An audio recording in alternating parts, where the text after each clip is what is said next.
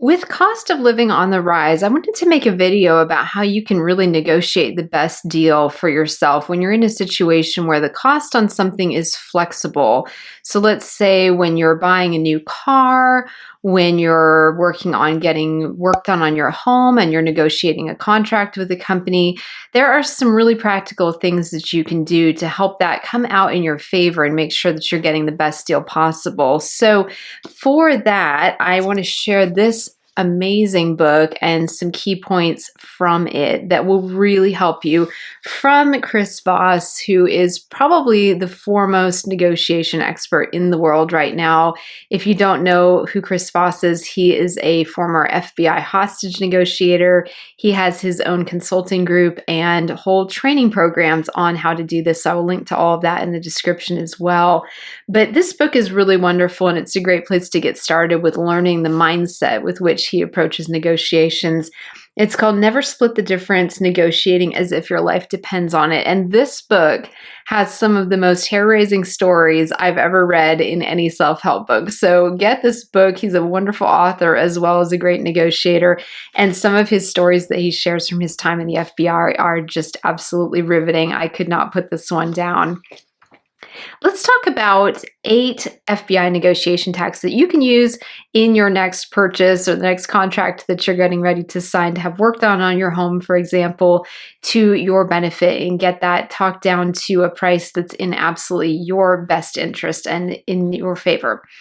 The first one is to understand other people's perspective, which is called tactical empathy, is understanding other people's perspectives. And this is something that obviously is important, not just in negotiations, but any kind of people interaction you're ever going to have, is being able to put yourself in other people's shoes. People really, at the end of the day, they want 2 things. They want to feel heard, and they want to feel understood. And I would say they also want to feel loved, but when you're in negotiation tactics, you don't have to worry about that the same way as if you're interacting with family and friends and so forth. So for the purposes of this, we're focusing on helping people feel heard and understood. So Voss really emphasizes the importance of empathy in this book and of tactical empathy. His quote on this is, "Tactical empathy is understanding the feelings and mindset of another in the moment and also hearing what is behind those feelings." And you don't have to go and get a degree in psychology to get good at this. He talks you through this. And like I said, he has training programs in this as well. If you're interested in learning more about this, is just to be able to either help you with negotiations in the business place, in the workplace, negotiations with purchases, and so forth. So he says that if you validate other people's concerns with phrases like, "it sounds like," it can help build trust and connection. So if you're having a conversation with someone and you're trying to think about what to say to them, try to think about how you can use tactical empathy in that negotiation. The second strategy he's got here is to mirror their words. So the tip here is to mirror their words. So repeat the last few words the other person said with a questioning tone to encourage them to elaborate. So Voss describes mirroring as a really simple yet powerful tool to connect with people in negotiations. He says by repeating back what people say, you trigger this mirroring instinct, and your counterpart will inevitably elaborate on what was just said and sustain that process of connecting. Because a lot of this is also about building rapport with the other person so that they, again, what we said, they feel heard, they feel understood. They're much more likely to hear and understand you as well in those negotiations. So it's kind of being the person who's initiating that connection, and then with any luck, they're going to connect back, and you're going to be able to really work through whatever it is in a seamless manner that works not just for you, but for the other person as well. So for example, if someone says, "this is the best price I can offer," which I got that a lot over the summer, and I had fun using this strategy or this tactic with my contractors. If they say, "this is the best price I can offer," you respond, "the best price you can offer?" So let's do that again. So contractor, "this is the best price I can offer." You, "that's the best price you can offer?"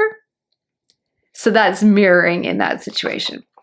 The third tactic here is to use the power of no. I really, really liked his perspective on this. According to Voss, quote, "no is not failure. Used strategically, it's an answer that opens the path forward. So get this. So for example, asking, would it be unreasonable to ask for a better price? That invites the other person to say no automatically, unless they're really stuck on they only want to do things a certain way, and then you may not want to work with them anyway. So if you say, would it be unreasonable to ask for a better price?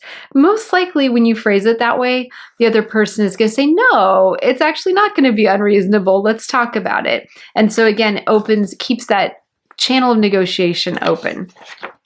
The fourth tactic that Voss recommends in this book is to anchor with an extreme ask. So how does this work? So he explains psychological studies have shown that people who make extreme first offers get better terms that are closer to their target price. So you want to start slightly beyond your goal to create space for negotiation while anchoring the expectations of the other person. So here's a scenario. A car is in a dealership and you're looking at it, and let's say it's back 15 years ago and you could still get a car for this price, but cars are listed for $20,000. So the extreme ask would be, would you consider $14,000? Now, what's the car salesman's first response going to be? They're going to be like, oh my gosh, why would I really want to take $6,000 less than our list price?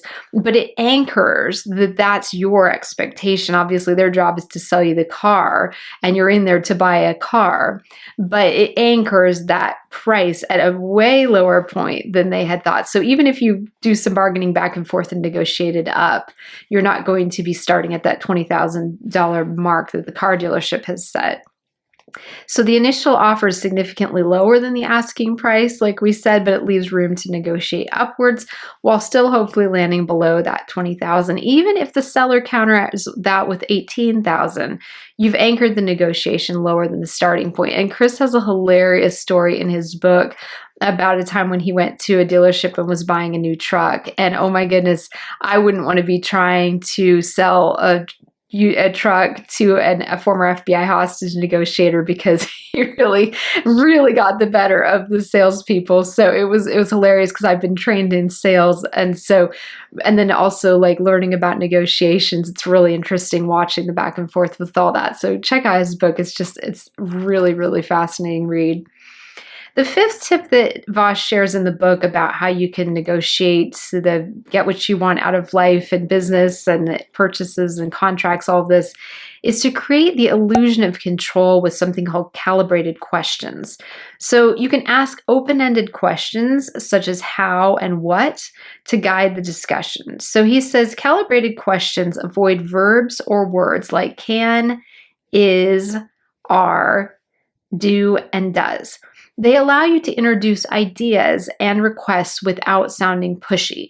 So that's a really important thing, again, is to continue to keep that two-way interaction going and not have the other person shut down or say, that's it, I'm not dealing with you anymore, and so forth. Just kind of keep the dialogue going. So for example, a calibrated question here would be, what would need to happen for you to come down on the price? Now, sometimes you'll get in a situation, especially if you're dealing with a small business owner, which I was dealing with a lot of them over the summer with my home renovations, where there's nothing else that they will do to come down on the price because they know how much they need to pay for materials and supplies and pay their workers and make sure they have a paycheck as well and put aside for taxes and so forth. So they have an anchor in their minds of how low they're willing to go on any given project. You're probably not going to be able to get too much lower without going to a different contractor and then perhaps sacrificing on quality, for example, or workmanship. So it depends on the situation that you're in. I think the car dealership scenario was a little bit more straightforward because a car is a car is a car. So when you're looking at, like, say, Toyotas, Toyota pickups and new ones, there's not that much variation versus, let's say, you're trying to do a roofing contract like what we had, and you're going through this, and there's so many different roofing companies out there of varying quality and all of this. So that's something, though, that you can use as calibrated questions. Number 6 tip from Voss is use silence as a tool. This one's really interesting. So after someone else makes an offer, let's say you've been going back and forth a bit on this and you've been doing all the negotiation, and someone makes an offer and they say, well, I could do $18,000 for this car. I'd take $18,000. We could live with that. So Voss writes, the language of negotiation is primarily a language of conversation and rapport, a way of quickly establishing relationships and getting people to talk and think together. Silence is a great tool for forcing others to fill in the gaps. So you want to leave a pause. When someone makes an offer, just pause. And I know so many people are so uncomfortable with silence. So make that work to your advantage. Let that silence work for you after they make an offer. Because if you just stand there and don't say anything when they say, how would you feel about 18,000? And you're like, what do you think? Are they more likely to say, "Oh, we could do like 1750, how like 17,500," and just see what happens, because people will often just say anything to fill a space and fill a void in a conversation and a lull in the conversation. So that's a really interesting technique. The seventh thing Voss recommends to do is label their emotions. So this is an interesting one. This is acknowledging their feelings to build trust and diffuse tension, which often is very much a factor when you're doing negotiations in business. So according to Voss, labeling is a way of validating someone's emotion by acknowledging it. Give someone's emotion a name and show that you can identify with how they feel. Again, make them feel heard, make them feel understood. So for example, it sounds like you're worried about the timing of this deal.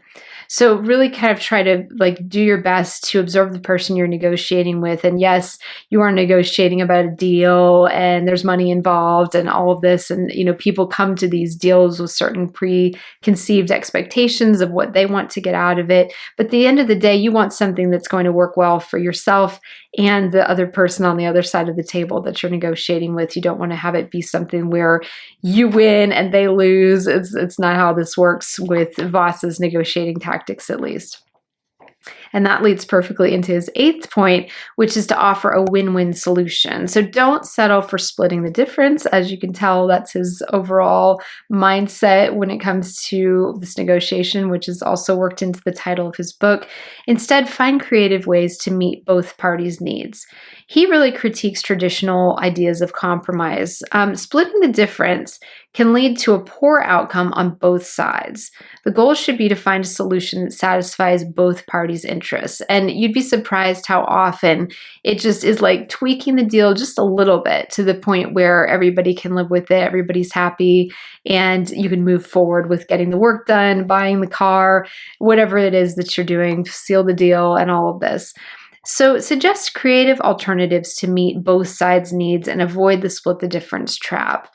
So those are just some really, really great keys from this book. Again, Never Split the Difference with Chris Voss. Really fantastic read, absolutely fascinating. And I can highly recommend that you pick up a copy and check it out. And good luck with your next negotiations, and I will see you again soon.